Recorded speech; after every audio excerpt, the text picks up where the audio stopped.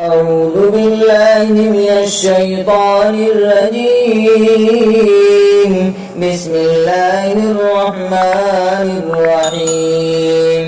لا أقسم بهذا البلد وأنت حل بهذا البلد ووالد وما ولد لقد خلقنا الإنسان في كبد أيحسب أن لن يقدر عليه أحد يقول أهلكت مالا لبدا أيحسب أن لم يره أحد ألم نجعل له عينين ولسانا